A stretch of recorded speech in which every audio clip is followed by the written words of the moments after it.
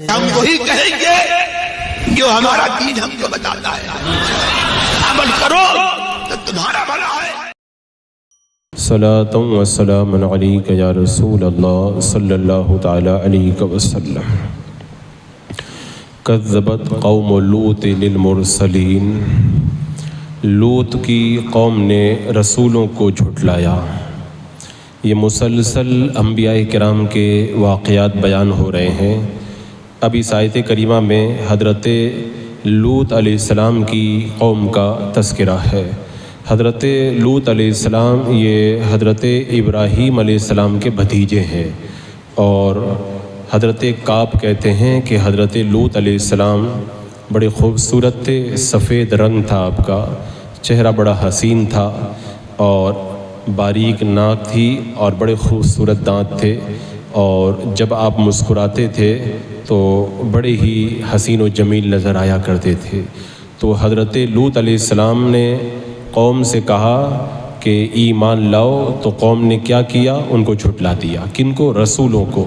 یعنی اس قوم نے حضرت لوط علیہ السلام کو بھی جھٹلایا، حضرت ابراہیم علیہ السلام کو بھی جھٹلایا، اور ان سے پہلے جو دوسرے انبیاء کرام گزر چکے تھے ان کی بھی انہوں نے تکذیب کی۔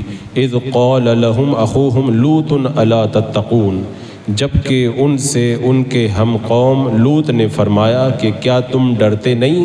انی لکم رسول امین، بے شک میں تمہارے لیے اللہ کا امانت دار رسول ہوں۔ فاتقوا اللہ واطیعون، تو اللہ سے ڈرو اور میرا حکم مانو، کہ تم جو شرک کے اندر مبتلا ہو اس شرک کو ترک کر دو اور ایک خدا کی عبادت کی طرف آؤ۔ لیکن وہ اس بات کے لیے آمادہ نہ ہوئے۔ حضرت ابراہیم علیہ السلام نمرود اور اس کی قوم کی طرف سے جو جلائی ہوئی آگ تھی، اس میں سے جب حضرت ابراہیم علیہ السلام صحیح سلامت باہر تشریف لائے تھے تو یہ معجزہ دیکھ کر کے حضرت لوط علیہ السلام نے آپ کے رسول ہونے کی تصدیق کی تھی۔ انبیاء کرام ہوتے تو پہلے ہی ایمان والے ہیں، لیکن جب حضرت ابراہیم علیہ السلام کا معجزہ دیکھا تو آپ کی رسالت کی آپ نے تصدیق فرمائی۔ پھر جب حضرت ابراہیم علیہ السلام نے شہر بابل سے ہجرت کی تو ان کے ساتھ میں آپ نے بھی ہجرت کی۔ حضرت ابراہیم علیہ السلام فلسطین میں جا کر کے رک گئے، اور حضرت لوط علیہ السلام اردن میں جا کر کے قیام پذیر ہو گئے۔ اور روایت میں آتا ہے کہ کچھ لوگوں نے حضرت لوط علیہ السلام پر قابو پا کر کے انہیں قید کر لیا، ان کا مال چھین لیا، آپ کے جانوروں کو لے گئے۔ حضرت ابراہیم علیہ السلام کو جب خبر ملی تو آپ نے سینکڑوں افراد کو لے کر کے ان کا پیچھا کیا، اور حضرت لوط علیہ السلام کو بھی چھڑایا، ان کا مال بھی واپس لیا اور دشمنوں کو قتل کیا۔ اللہ تبارک و تعالیٰ نے آپ کو اس مقابلے کے اندر فتح عطا فرمائی۔ اور پھر جب حضرت لوط علیہ السلام رسول بنا کر کے بھیجے گئے، یہ ایسی قوم تھی جو بے شمار گناہوں کے اندر مبتلا تھی، کفر و شرک وغیرہ تو تھا ہی ان کے اندر، لیکن ان کے اندر ایک بہت بری عادت تھی، اور وہ بری عادت یہ تھی کہ یہ خوبصورت لڑکوں کے ساتھ میں بدکاری کیا کرتے تھے، اور اسی طرح یہ بیویوں کے ساتھ بھی بدفعلی کرتے تھے۔ اللہ تبارک و تعالیٰ نے مرد اور عورت کا جو رشتہ بنایا اس میں پاکیزگی کا حکم دیا اور پاکیزہ جگہ سے ہم بستری کا حکم دیا، لیکن یہ لوگ ان اپنی بیویوں کے ساتھ بھی بدکاری کرتے اور گندی جگہ سے ان کے ساتھ میں ہم بستری کرتے۔ تو ان کی یہ گندی عادتیں تھیں۔ حضرت لوط علیہ السلام نے ان کو گندگیوں سے باز آنے کے لیے کہا اور ایک خدا کی طرف ایمان لانے کی دعوت دی۔ اب یہاں پر یہ جو تاریخ ہے، اس سے پہلے میں بیان کر چکا کہ حضرت لوط علیہ السلام کی قوم کے اندر بدکاری کی عادت کیسے پڑی۔ یہ دنیا میں پہلی ایسی قوم ہے جنہوں نے لڑکوں کے ساتھ میں بدفعلی شروع کی تھی۔ اس حوالے سے میں نے بتایا تھا کہ یہ علاقے کے لوگ بڑے خوشحال تھے، اور دور دور سے لوگ یہاں پر گھومنے کے لیے، سیر سپاٹے کے لیے آیا کرتے تھے۔ اب یہ ان سے تنگ آ جاتے تھے، ان کو بھگانے کی کوئی صورت نہیں تھی۔ ایک دن ابلیس ایک بوڑھے کی شکل میں آیا اور کہنے لگا، تم لوگ مہمانوں سے چھٹکارا چاہتے ہو تو ایسے نہیں چھٹکارا ملے گا، ایک کام کرو، تمہارے علاقے میں جو بھی آ جائے نا تو اس کے ساتھ میں گندا کام کرو، بدفعلی کرو، تو اس طرح سے وہ لوگ خود ہی یہاں سے بھاگ جائیں گے۔ اس کے بعد ابلیس خود سب سے پہلے ایک خوبصورت بچے کی شکل بنا کر کے اس بستی میں آیا، لوگوں نے اس کے ساتھ بدفعلی کی اور اس طرح اس علاقے کے اندر بدفعلی کرنے کا رواج پڑ گیا۔ تو پھر حضرت لوط علیہ السلام جب اس قوم کے پاس رسول بن کر کے تشریف لائے تو آپ نے انہیں یہ بھی دعوت دی کہ ایک خدا پہ ایمان لاؤ، مجھے رسول مانو، میں اللہ کا امانت دار رسول ہوں، اللہ سے ڈرو، میرا کہنا مانو، اور انہیں بتایا کہ تم جو یہ بری عادت میں مبتلا ہونا یہ بڑا خبیث اور بڑا حرام کام ہے، یہ تمہارے لیے جائز نہیں ہے، نہ تو مردوں کے ساتھ بدفعلی کرنا جائز ہے، نہ عورتوں کے ساتھ پیچھے کے مقام سے جو ہے وہ گندی جگہ سے ہم بستری کرنا تمہارے لیے جائز ہے۔ لیکن نتیجہ کیا نکلا؟ وہ لوگ آپ کی دعوت کے اوپر جو ہے وہ آمادہ نہیں ہوئے۔ دھمکی انہوں نے کیا دی اس کا ذکر اللہ نے آنے والی آیت کریمہ میں کیا ہے۔ آپ نے فرمایا وَمَا أَسْأَلُكُمْ عَلَيْهِ مِنْ أَجْرٍ إِنْ أَجْرِيَ إِلَّا عَلَى رَبِّ الْعَالَمِينَ، میں تم پر اس سے کچھ اجرت نہیں مانگتا، میرا اجر تو اسی پر ہے جو سارے جہان کا رب ہے۔ میں چپ کو جو نیکی کی دعوت دے رہا ہوں، دین کی طرف بلا رہا ہوں، پیسہ تم سے نہیں مانگتا ہوں، میں تو تمہیں دین کی دعوت دے رہا ہوں، صرف اللہ کی رضا کے لیے میں تمہیں بلا رہا ہوں۔ أَتَأْتُونَ الذُّكْرَانَ مِنَ الْعَالَمِينَ، کیا مخلوق میں مردوں سے بدفعلی کرتے ہو؟ حضرت لوط علیہ السلام نے کہا تم لوگ، اللہ نے تمہیں بیویاں عطا کی ہیں، تم مردوں کے ساتھ بدفعلی کرتے ہو۔ وَتَذَرُونَ مَا خَلَقَ لَكُمْ رَبُّكُمْ مِنْ أَزْوَاجِكُمْ بَلْ أَنْتُمْ قَوْمٌ عَادُونَ، اور چھوڑتے ہو وہ جو تمہارے لیے تمہارے رب نے عورتیں بنائی، بلکہ تم حد سے بڑھنے والے ہو۔ یعنی اللہ نے تمہیں خوبصورت بیویاں عطا کی ہیں، تم اپنی خوبصورت بیویوں کو چھوڑ کر کے مردوں کے ساتھ جو بدفعلی کرتے ہو یہ طریقہ درست نہیں ہے۔ اور یہ ہوتا ہوا آیا ہے، جب بھی کوئی اچھا آدمی کسی کو اچھی بات کہتا ہے تو برا آدمی اس کی بات قبول نہیں کرتا ہے، اور اگر جب بار بار سمجھایا جائے نا تو پھر وہ دھمکی پہ اتر آتا ہے۔ انہوں نے بھی دھمکی دی، کیا کہا؟ قالوا لئن لم تنتہ یا لوط لتکونن من المخرجین، وہ بولے کہ اے لوط اگر تم باز نہ آئے تو ضرور نکال دیے جاؤ گے، یعنی ہم کو مت سمجھاؤ، اگر ہم کو زیادہ سمجھاؤ گے نا تم کو بستی سے نکال کر کے باہر پھینک دیں گے۔ یعنی ایک اللہ کا نبی انہیں گندگی سے روک رہا ہے، وہ گندگی سے نہیں روک رہے بلکہ دھمکی دے رہے ہیں کہ اگر آپ ہمیں سمجھاؤ گے تو ہم آپ کو بستی سے باہر نکال دیں گے۔ قوم کی بات سن کر کے حضرت لوط علیہ السلام نے فرمایا قال انی لعملکم من القالین رب نجنی واہلی مما یعملون، آپ نے ارشاد فرمایا کہ میں تمہارے کام سے بیزار ہوں، اور میرے رب مجھے اور میرے گھر والوں کو ان کے کام سے بچا لے۔ یعنی تم لوگ جو گندے کام کرتے ہو میں اس سے بالکل بیزار ہوں۔ یعنی بندہ دین کی دعوت دے اور کہیں گناہ ہوتا ہوا دیکھے تو گناہ سے لوگوں کو روکے، ایسا نہیں کہ کوئی گناہ سے نہیں رک رہا ہے تو وہ بھی گناہ کرنے لگ جائے، نہیں۔ حضرت لوط علیہ السلام نے بتایا کہ جب قوم نہ مانے تو اس کے بعد میں اس سے بیزاری کا اظہار کرنا چاہیے، کیونکہ اگر آپ بھی ان کے ساتھ میں پھر رہنا سہنا شروع کر دو تو پھر اللہ کا عذاب تمہارے اوپر بھی ٹوٹے گا۔ تو فرمایا میں اپنی قوم کے کاموں سے بیزار ہوں، میرا ان سے کوئی تعلق نہیں، میرا بروں سے کوئی واسطہ نہیں ہے۔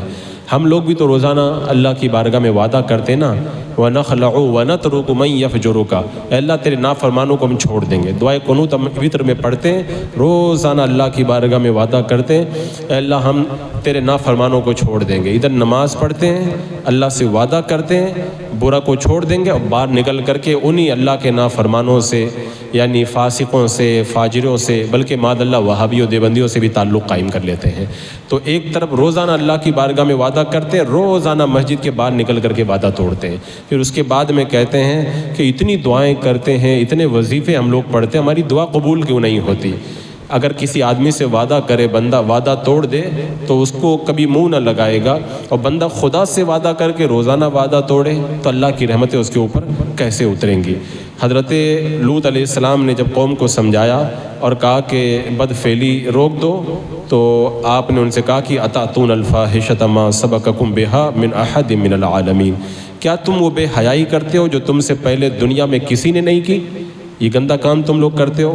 تو آپ کی دعوت پر وہ لوگ کہنے لگے کہ تم بڑے پاکیزہ بنتے ہو، تم بڑے پاکیزہ بنتے ہو۔ بولے وما کان جواب قومہ الا ان قالوا اخرجوہم من قریتکم انہم اناس یتطہرون، ان کی قوم کے پاس اس کے سوا کوئی جواب نہیں تھا. انہوں نے کہا ان کو اپنی بستی سے نکال دو، یہ لوگ بڑے نیک بنتے پھرتے ہیں.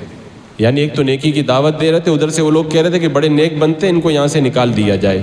ایک بار آپ نے قوم سے فرمایا نا کہ تم لوگ بے حیائی کے کام کرتے ہو، یہ نہیں کرنا چاہیے، تو اس پر بھی انہوں نے اس کا کوئی اثر قبول نہیں فرمایا.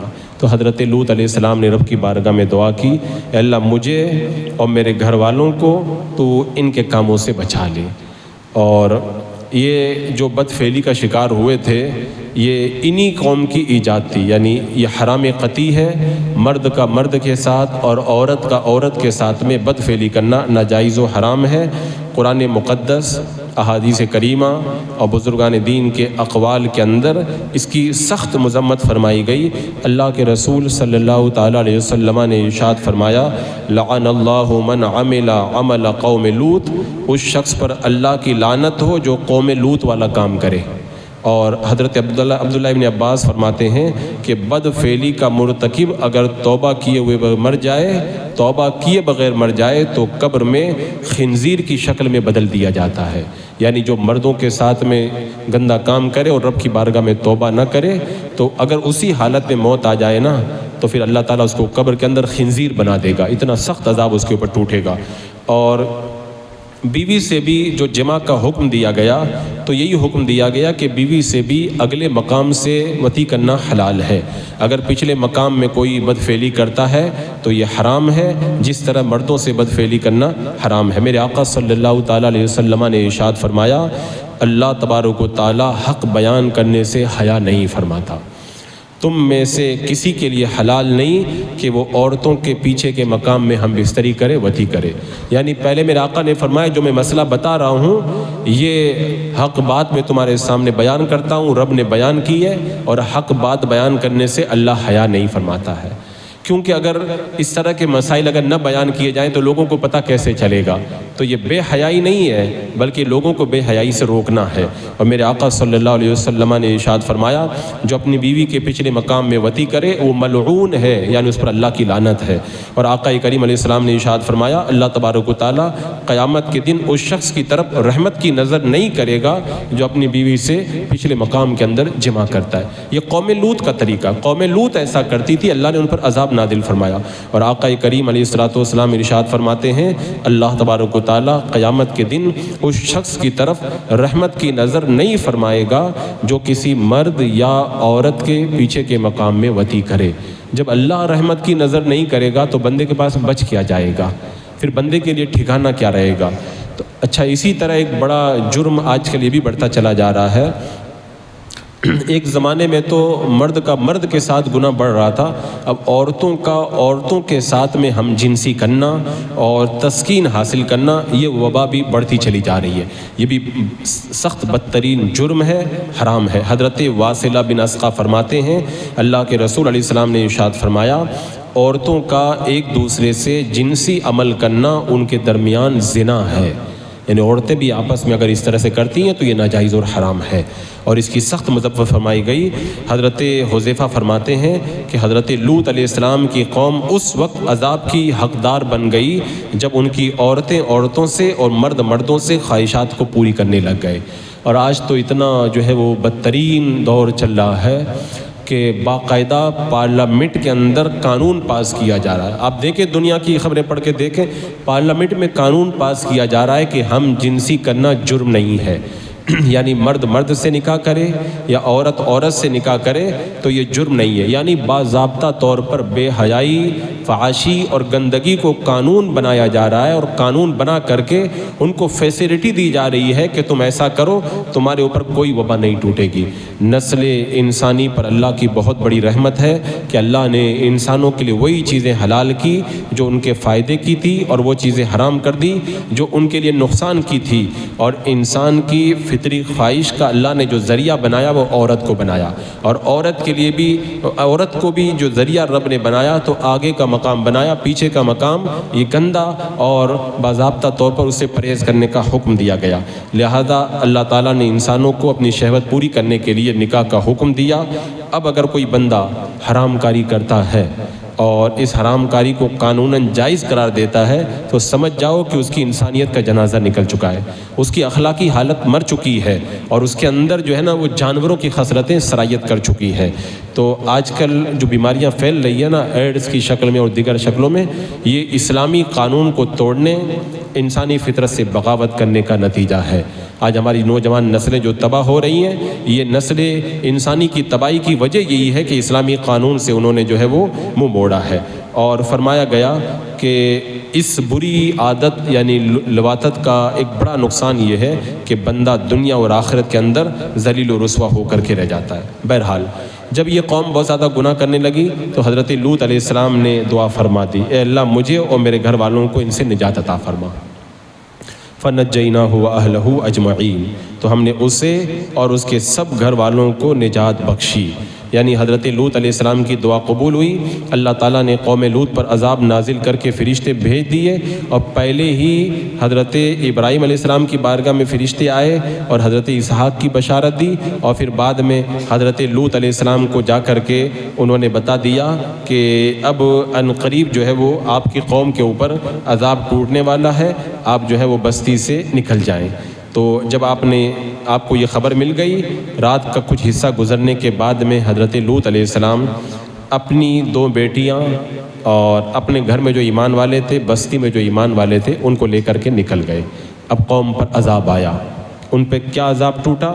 ان پر عذاب یہ ٹوٹا کہ حضرت جبریل علیہ السلام نے قوم لوط کے شہر جس طبقہ زمین کے اندر تھے اس کے نیچے اپنا بازو ڈال دیا، یعنی جہاں پہ وہ لوگ رہتے تھے نا اس زمین کے نیچے حضرت جبریل نے اپنا بازو ڈالا، اور اس کے بعد میں جو ان کے 5 شہر تھے جن میں سب سے بڑا صدوم تھا جس میں 4 لاکھ لوگ رہتے تھے، 4 بستیوں میں 1-1 لاکھ بڑے بہادر جنگجو رہتے تھے، تو سارے 4 لاکھ آدمی بستے تھے، اس ساری بستی کو ایسے زمین سے اٹھایا اور اٹھا کر کے بلندی پر لے گئے اور اوپر لے جا کر کے نیچے پٹک دیا اس کو، اور پھر بعد میں حضرت جبریل نے زوردار ایک چیخ ماری۔ اس وقت بستی میں جو لوگ موجود نہیں تھے، کہیں سفر میں تھے، وہیں پتھر مار کر کے ان کو ہلاک کر دیا گیا، اور بستیاں الٹنے کے بعد میں لگاتار ان پر پتھر برسائے گئے اور سب ہلاک ہو گئے۔ اب اس کے بعد رب فرماتا الا عجوزا فی الغابرین، عجوزا فی الغابرین، مگر ایک بڑھیا پیچھے رہ گئی۔ یہ بڑھیا کون تھی؟ یہ حضرت لوط علیہ السلام کی بیوی تھی جس کا نام تھا واہلہ۔ یہ حضرت لوط علیہ السلام پر ایمان نہیں لائی تھی، کافرہ تھی، اپنی قوم سے محبت کرتی تھی، جاسوسی کرتی تھی، اور بستی سے نکلتے وقت میں حضرت لوط علیہ السلام نے اس کو وہیں پر چھوڑ دیا۔ جب عذاب آیا تو یہ بھی اسی عذاب کے اندر گرفتار ہو کر کے یہ بھی ہلاک ہو گئی، تباہ و برباد ہو گئی۔ جب اس شہر پر عذاب آیا تو حضرت لوط علیہ السلام اور ان پر ایمان لانے والوں کو اللہ تبارک و تعالیٰ نے پہلے ہی وہاں سے باہر کر دیا۔ اب کتنے لوگ ایمان لائے تھے؟ ایک قول یہ ہے کہ آپ تھے، آپ کی 2 بیٹیاں تھیں۔ ایک قول یہ ہے کہ آپ کے اہل بیت میں سے کل 13 لوگ تھے، اللہ نے سب کو نجات عطا فرمائی۔ ثم دمرنا الآخرین، پھر ہم نے دوسروں کو ہلاک کر دیا۔ کیسے ہلاک کیا؟ وَأَمْطَرْنَا عَلَيْهِمْ مَطَرًا فَسَاءَ مَطَرُ الْمُنذَرِينَ، اور ہم نے ان پر ایک برساؤ برسایا، یعنی ایک بارش برسائی، تو کیا ہی برا برساوا تھا ڈرائے گئوں کا، یعنی جن کو اللہ کے عذاب سے ڈرایا گیا تھا ان پر کتنا سخت عذاب آیا۔ پھر رب نے فرمایا ان فی ذلک لآیہ وما کان اکثرهم مؤمنین، بے شک اس میں ضرور نشانی ہے اور اس میں بہت مسلمان نہ تھے۔ کیا نشانی؟ حضرت عبداللہ بن عباس کہتے ہیں کہ وہ روشن نشانی حضرت لوط علیہ السلام کی قوم کے ویران مکانات ہیں۔ تو جو بندہ ان بستیوں کے پاس سے نکلے نا تو ان کو دیکھ کر کے اس کو چاہیے کہ عبرت حاصل کرے، اور اس سے جو ہے وہ اس طرح کے جو کاموں سے سخت پرہیز کرے جو کام حضرت لوط علیہ السلام کی قوم کیا کرتی تھی۔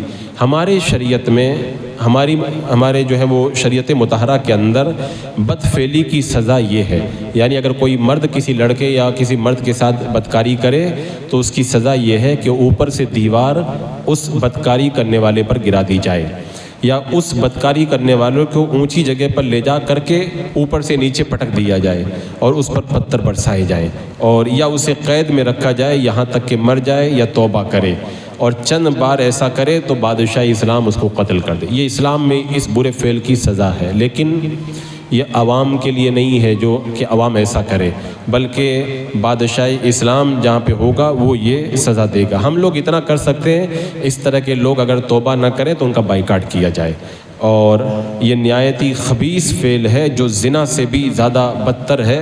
زنا کی سزا تو اسلام نے بیان کی، لیکن یہ اتنا بدتر جرم ہے کہ اس کو بادشاہ اسلام کے اوپر چھوڑ دیا کہ جو سزا چاہے وہ اس کو وہ سزا دے دے۔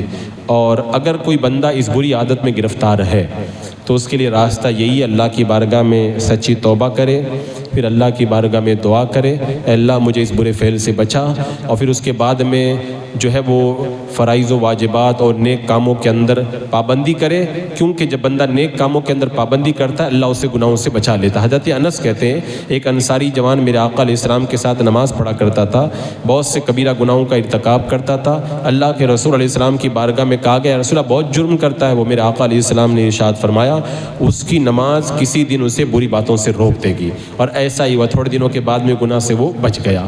تو اس طرح نمازوں کی پابندی کرے، اور خاص طور سے اپنی نظر کو خیال میں رکھے، نظر کو ادھر ادھر نہ بھٹکائے، اور ہر وقت یہ تصور کرے کہ اللہ مجھے دیکھ رہا ہے۔ کبھی خوبصورت بچوں کی طرف نظر نہ اٹھائے، اور جو ہے وہ جب شیطان بہکائے تو اس جرم کی جو سزا ہے اس سزا کو بار بار یاد کرے۔ جب اس سزا کو بار بار یاد کرے گا تو پھر اللہ تعالیٰ اس کو اس سے بچا لے گا۔ حضرت جابر بن عبداللہ بیان کرتے ہیں اللہ کے رسول علیہ السلام نے ارشاد فرمایا مجھے تم پر قوم لوط والے عمل کا سب سے زیادہ خوف ہے۔ میرے آقا نے جیسا فرمایا تھا ویسا ہی ہوا، آج یہ بدفعلی لواطت بہت بڑھ گئی ہے۔ حضرت عبداللہ بن عباس فرماتے ہیں اللہ کے رسول علیہ السلام نے ارشاد فرمایا جس شخص کو قوم لوط والا عمل کرتے ہوئے پاؤ، یعنی مرد کے ساتھ بدکاری کرے تو کرنے والے اور کروانے والے دونوں کو قتل کر دو۔ لیکن یہ ہمارے لیے نہیں ہے، بادشاہ اسلام کے لیے حکم ہے۔ حضرت انس کہتے ہیں اللہ کے رسول علیہ السلام نے ارشاد فرمایا میری امت میں جو شخص مرا اور قوم لوط والا عمل کرتا تھا تو اللہ تبارک و تعالیٰ اسے انہی لوگوں کے اندر منتقل کر دے گا، اور قیامت کے دن انہی کے ساتھ میں اس کو اٹھایا جائے گا۔ بتاؤ یہ کتنا سخت جرم ہے۔ لہذا اگر کوئی اس میں گرفتار ہو کو اللہ کی بارگاہ میں سچی توبہ کر کے اس سے بچنا چاہیے۔ وَإِنَّ رَبَّكَ لَهُوَ الْعَزِيزُ الرَّحِيمُ، بے شک تمہارا رب ہی عزت والا مہربان ہے، وہ اتنے جرائم دیکھتا ہے پھر بھی مہلت دیتا ہے، یہ اس کا کرم ہے، اس کا رحم ہے، ورنہ وہ چاہے نا تو فوراً عذاب کے اندر گرفتار فرما دے، لیکن وہ کریم ہے، مہلت عطا فرماتا ہے۔ بسم اللہ الرحمن الرحیم، اللہم صلی علی سیدنا مولانا محمد وبارک وسلم، صلاۃ و سلام علیک یا رسول اللہ۔ یا اللہ یا رحمان یا رحیم العالمین، اپنے محبوب کریم صلی اللہ علیہ وسلم کے صدقے میں عمل صالحہ کی توفیق عطا فرما، گناہوں سے محفوظ و معمون فرما، ہماری نوجوان نسلوں کی جوانیوں کی حفاظت فرما، ایمان پہ زندگی ایمانی پر موت عطا فرما۔ ربنا تقبل منا انک انت السمیع العلیم وتب علینا انک انت التواب الرحیم۔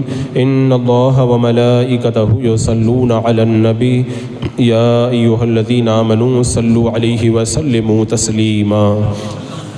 اللہم صلی علی سیدنا و شفیعنا و حبیبنا و مولانا محمد وبارک وسلم، صلاۃ و سلام علیک یا رسول اللہ۔